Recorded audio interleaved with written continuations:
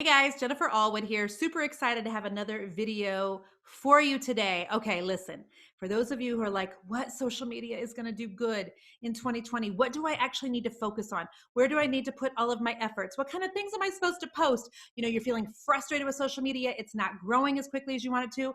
Well, I've got 3 tips for you, 3 types of content that are going to do so well on any social media in the year 2020. I want you to go and listen right now. This is going to be an episode where you're going to want to probably grab a pen and a paper. You're going to want to forward this to any of your friends who are trying to build a business in the online space. You're going to want to forward this to your kiddos who are trying to do something on the YouTubes or, get Snapchat famous or what have you. But I'm about to talk about 3 types of content, 3 that are going to do the best in social media in the year 2020. And I do know, that we're at the time I'm recording this, it is the end of January, but it's I've got on the reach on my page this month is 1.2 million for the month of January on Facebook in particular. And I want to talk to you about that and how you too are going to be able to be using stuff so that you can grow your reach so that you can affect more people on the planet, which is going to affect your pocketbook, which is going to affect your family. So real quick though, I want to read to you a quick podcast review from Tara Brewski Music. So she says, this podcast is right on the money. Literally, I've been a listener for the past 6 months. I joined your inner circle. I've seen God slowly renew my mind in the whole money mindset from one of poverty to abundance. The we can't afford it punchline I heard so often growing up in a pastor's home. I said it last week and realized today how subtle it was in my thinking. Thank you for drawing attention to what we say. It's refreshing to see things in a new light.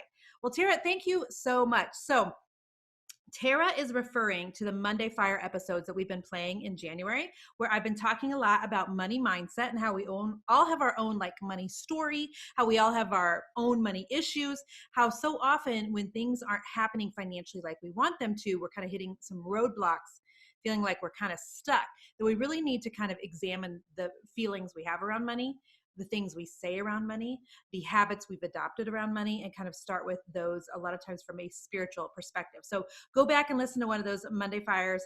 And Tara, I'm really grateful for you. Thank you for leaving that podcast review. I just pray a blessing over you and your business. I pray God's abundance in your life, that you would feel and sense his nearness and his just absolute thrilledness. That's not even a word, thrilledness, but he's just thrilled with you, girl. He's thrilled with you. And I'm grateful for you also in Jesus' name. And so, all right, let's get to the podcast this week.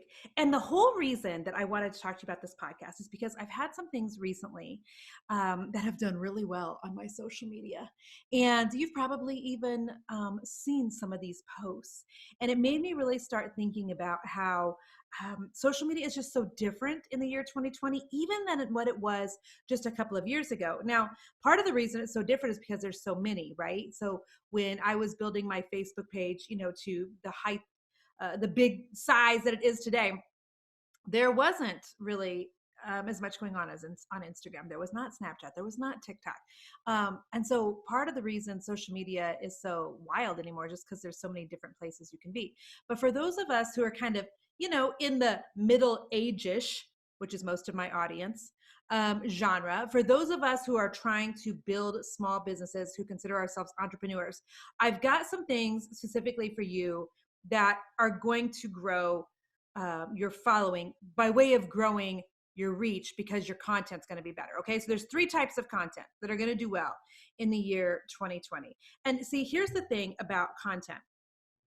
Your content's either going to have to be really good, or you're going to have to pay to get your content in front of people. So I hope that you see that there's a huge difference. You can, one, pay to get your content. It can be mediocre. It can be so-so. It can be crap.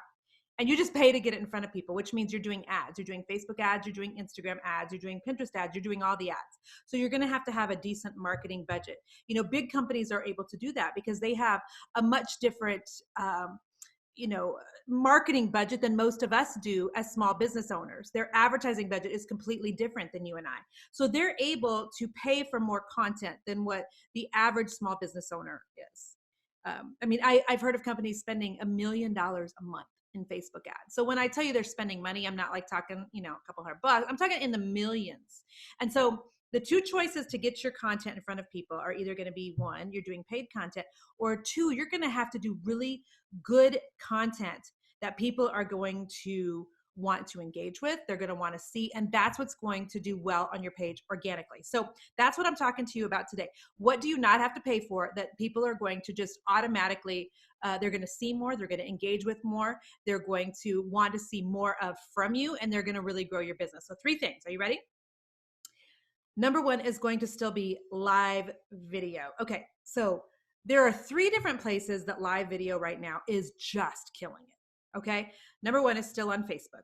And if you have never heard me talk about Facebook Live before, you might be rather new to my audience. Facebook Live is one of the main ways that I have growed. I'm a smart girl. Listen to me.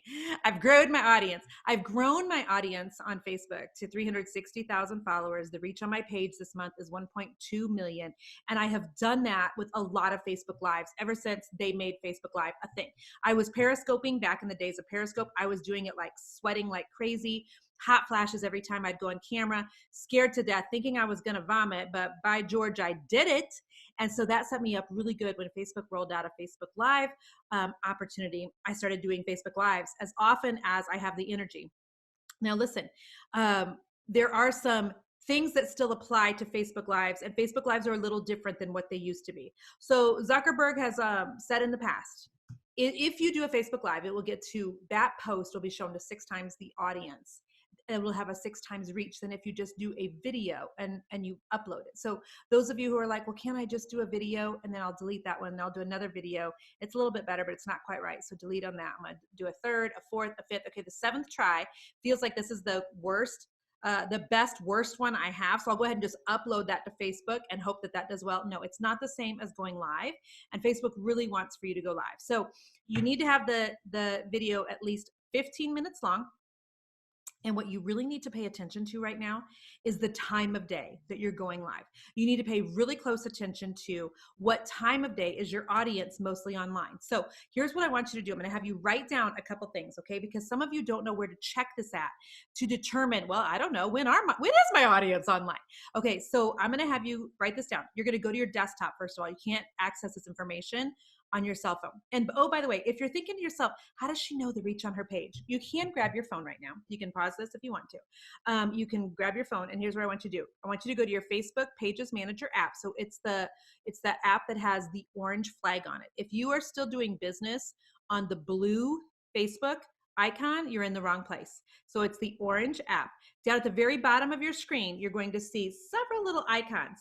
And it's the second one over that looks like, well, it's kind of like a lightning rod. Also looks like a bunch of molecules connected. I don't even know what that's actually called, but that's where you find your page insights. So the second thing over is your post reach. Mine is set to the last 28 days. My post reach is 1.2 million. You can also see there like how many new page likes that you got on your page in a certain time. You can change that last 28 days to the last 7 days or to yesterday, but I always keep it set for a month.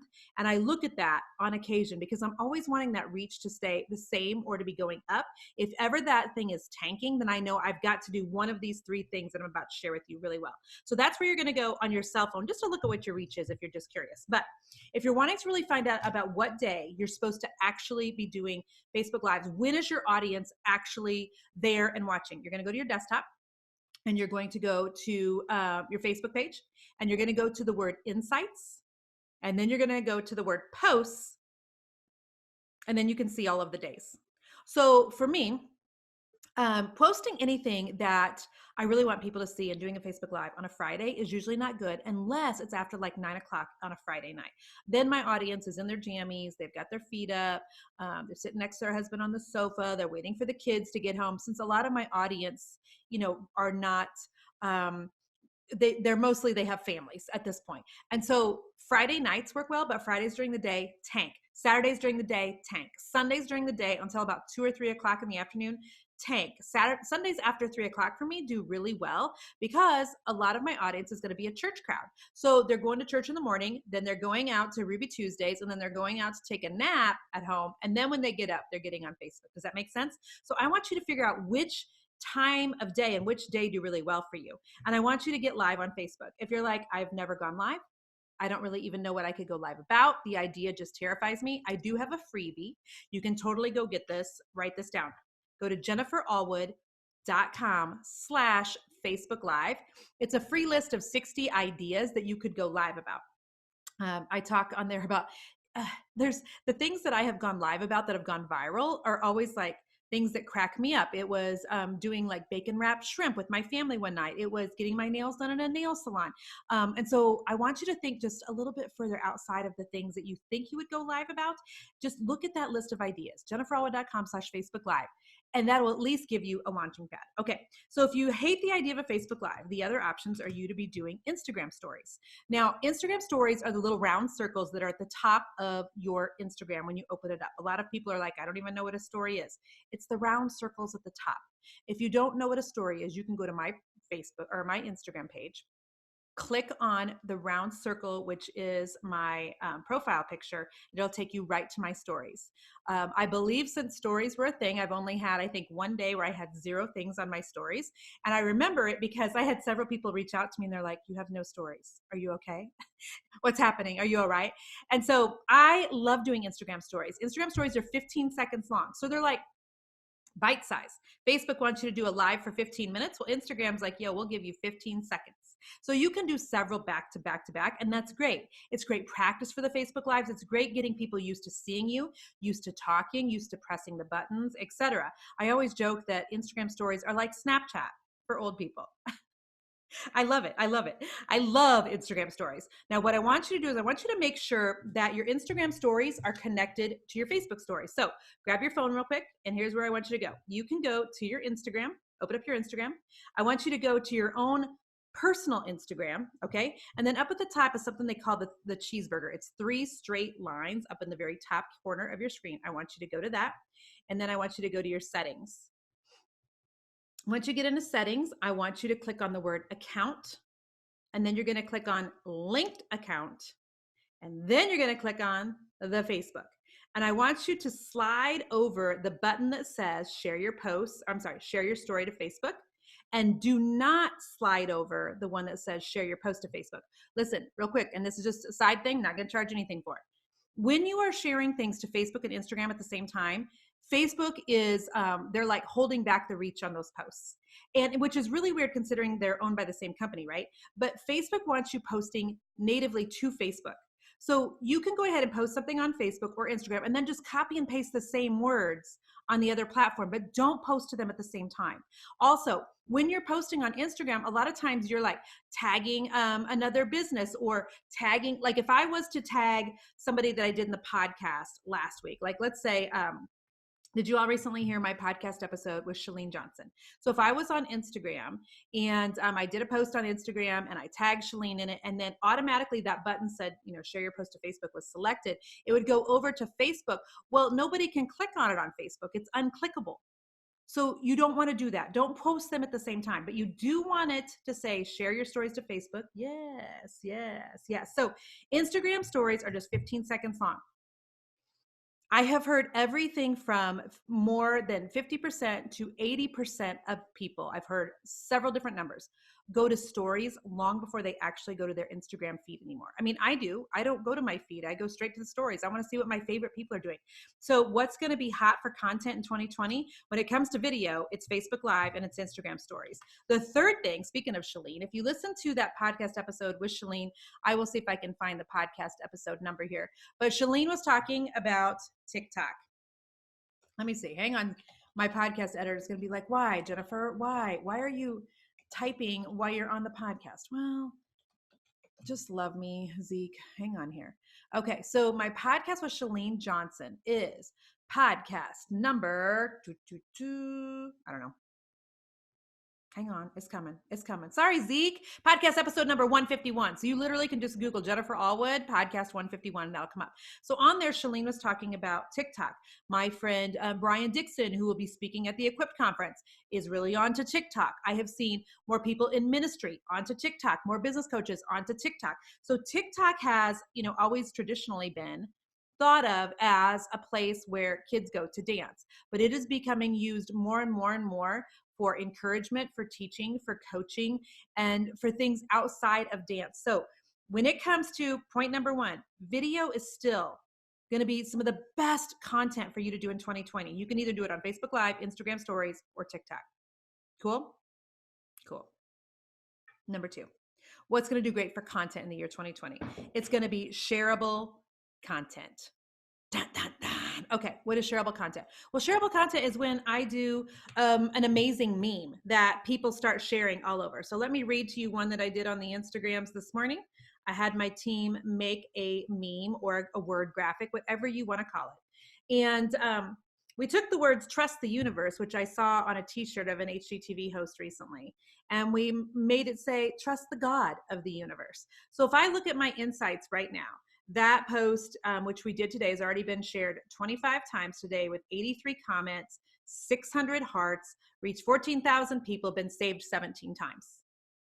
So that's what a shareable meme is. That's what shareable content is. Now listen, I see all the time entrepreneurs stealing graphics and just posting them as their own. Friends, don't do that. Number one, it's not honorable. You don't want people stealing the stuff you make. So don't steal anybody else's. Number two, you actually get in trouble. I'm just saying. You can actually get letters from feisty people on the interwebs if you use their stuff. I have been known to comment to some people before when they've stolen my graphics and literally like used them as the header on their Facebook page. It's not cool. Don't do that. Treat people like you want to be treated. But you've got to be figuring out how to make really good shareable graphics. Now, funny ones do amazing. Serious ones do amazing. Here is what you always want people to say. And by the way, this might trigger a couple of you right now. Please don't DM me on this. Okay. Don't send me an email. Like, we're grown-ups, and I'm going to tell you the way that I've been telling people for years. And the fact that I'm even nervous to say it, makes me nervous to say it. But okay. So before the hashtag, okay, Zeke, take that whole thing out. Just take that whole part out, where I started talking sideways. But here's the deal.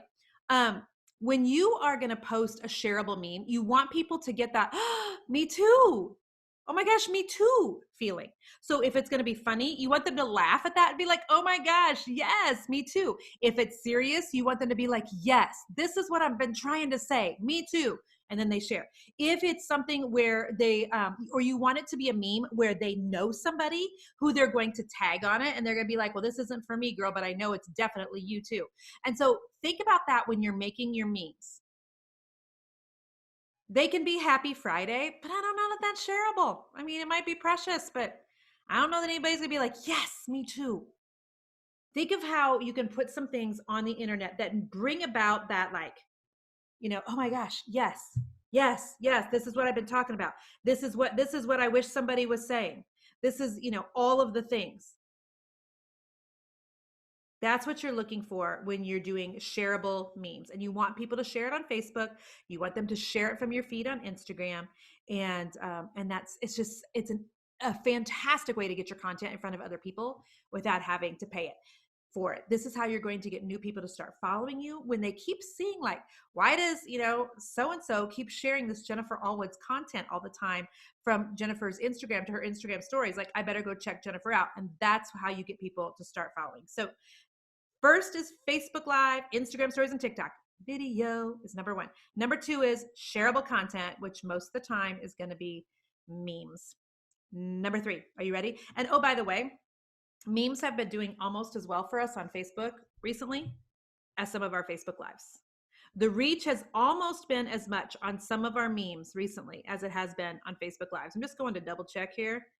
Yeah, so like this meme that we posted yesterday has already reached 31,000 people on Facebook. And then when I look at like this Facebook Live I did the other day, it reached 38,000. So if it's really great shareable content, you will get a good reach out of that particular meme. So last thing that's going to do really well for you, and this one is the one I cannot wait to talk about. The last thing that's going to do so good for you in content in 2020. Are you ready? Are you ready? Because some of you aren't ready. I just honestly know you're not ready. Okay. Here's what it is. It's polarizing content. It's polarizing content. Okay. What's polarizing content? Well, polarizing content is either going to make people love you or hate you.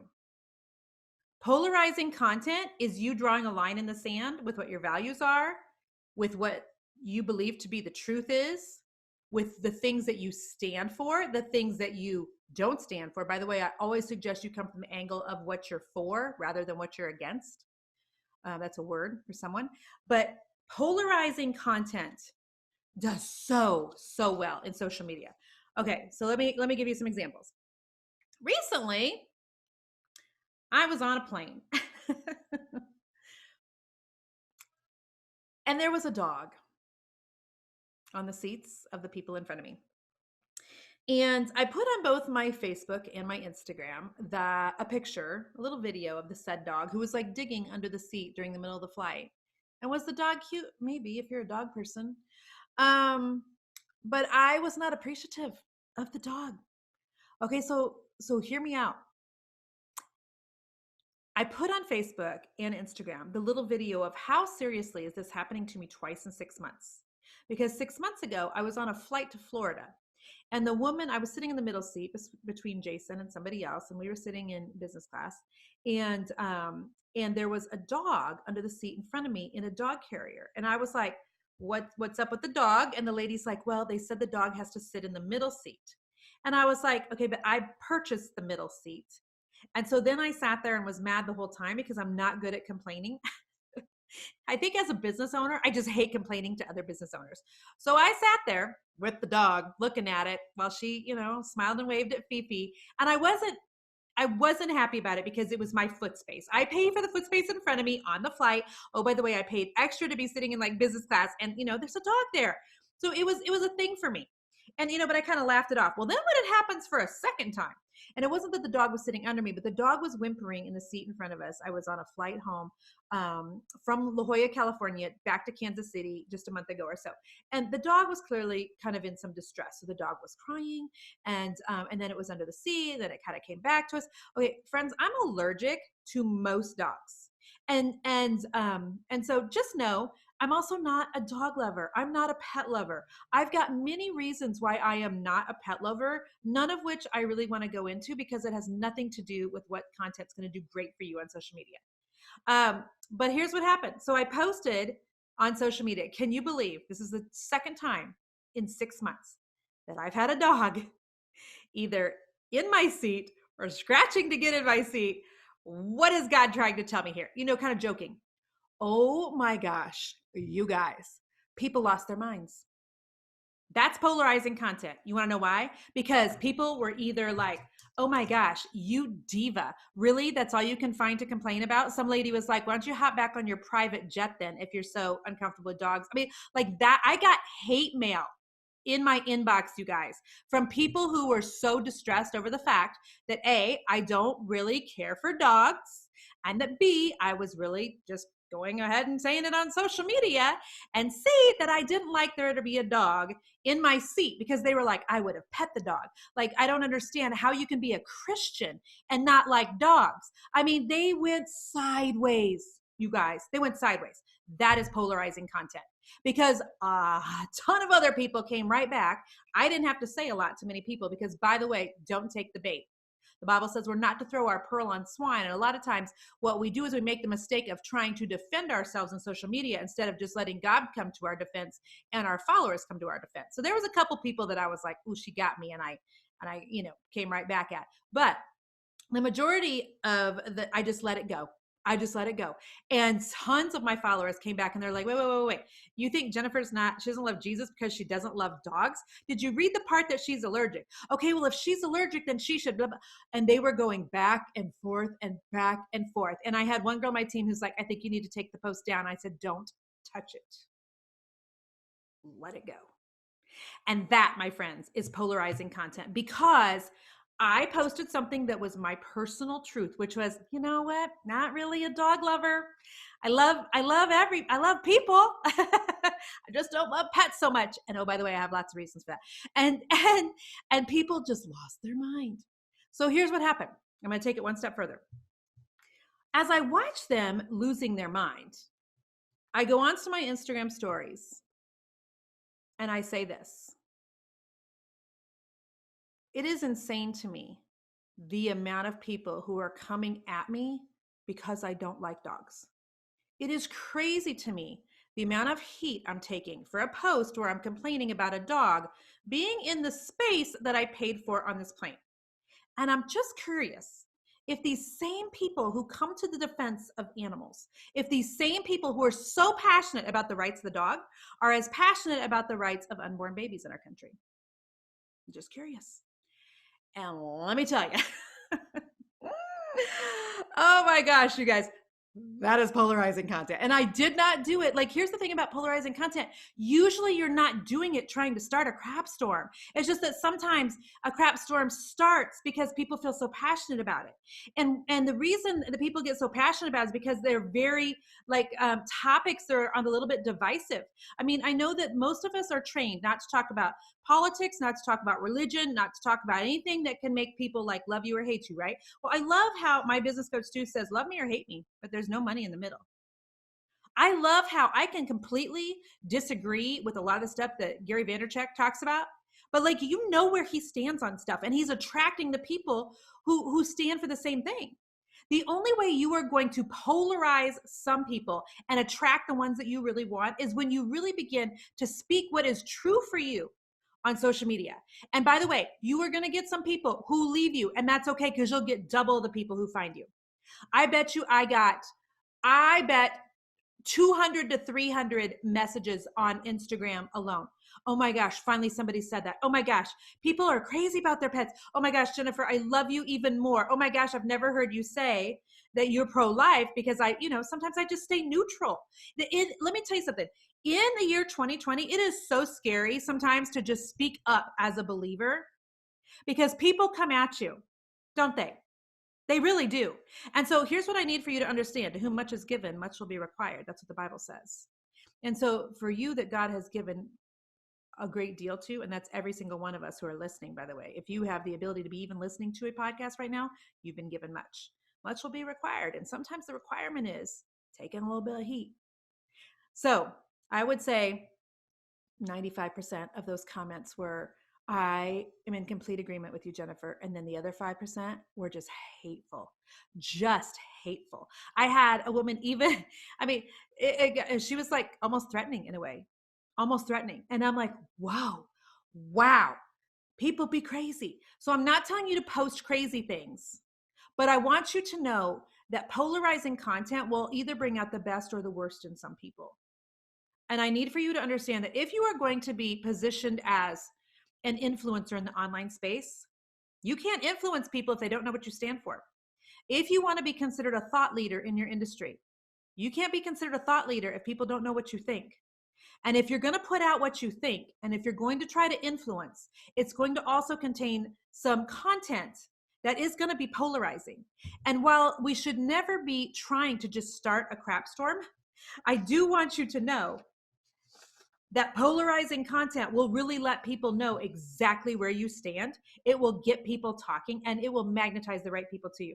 Recently, my friend Brian Dixon, who I mentioned is speaking at the Equipped conference, did a post on social media that was talking about, well, here, I've got it right here. It says that one way husbands can serve their wives is to fill up their gas tank without them asking. It may sound old-fashioned, but my wife really appreciates it. And honestly, I feel like an idiot when she has to drive the car in an empty tank.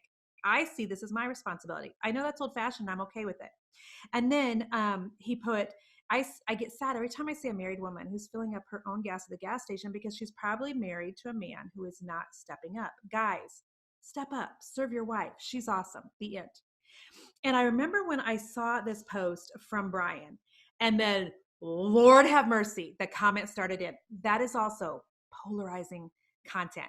And I love that Brian was just like, this is what I believe to be true. You can disagree. We can disagree like grown-ups. You can think something else, but this is what I think. And a lot of people were like, absolutely, yes. And a lot of people are like, well, so here's what I need you to know. If you're like, what's going to do well on social media in the year 2020, polarizing content,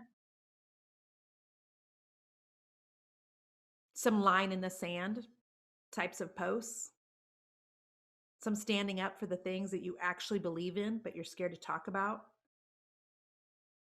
Posts that are going to make you lose a couple followers, but gain a bunch more. Posts that will actually expose the things that you really believe and that are deep in your heart, but you're scared to say because you're scared of the backlash.